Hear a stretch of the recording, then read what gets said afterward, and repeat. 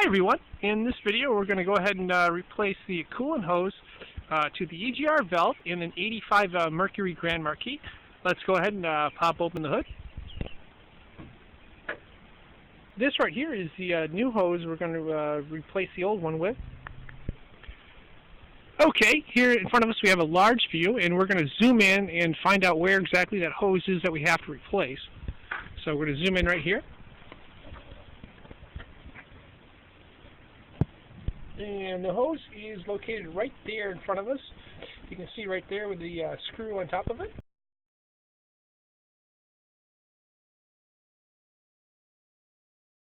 Now let's go ahead and take a look at some of the tools we need. We've got pliers to pull the hose off if it's on there tight.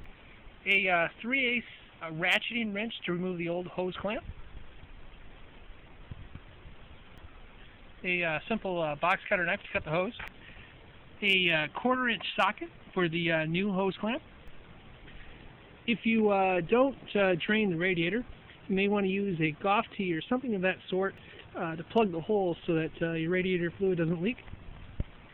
You're also going to need new hose clamps. I've got the sizes in the top right-hand corner of your screen right there. When you finish replacing the hose, you're going to check the coolant level and make sure that's correct. We'll take a look at that toward the end of the video.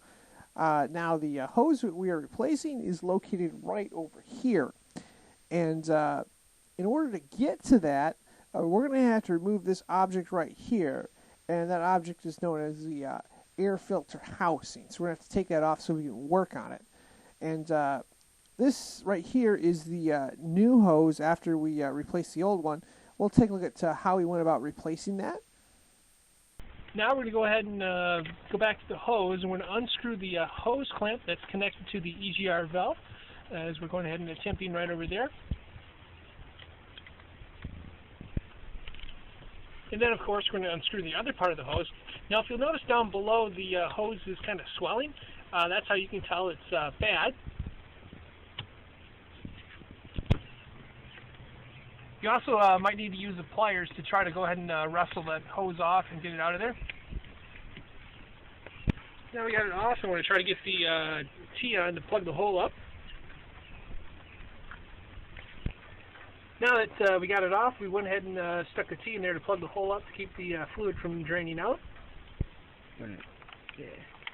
So here we go ahead and cut the hose to make it to the right length.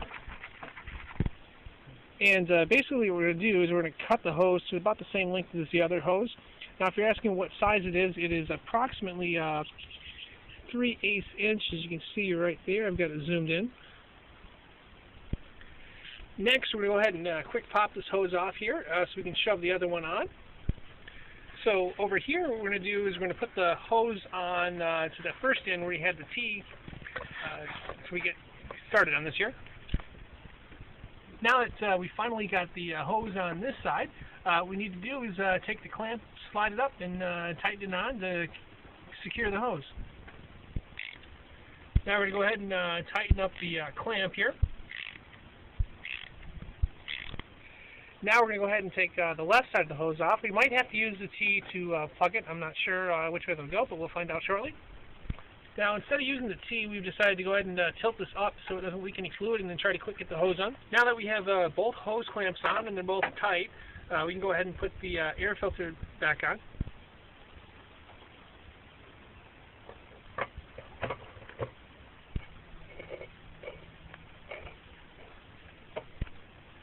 Now, one of the things you might want to do is double check your coolant level just to make sure nothing is leaked out.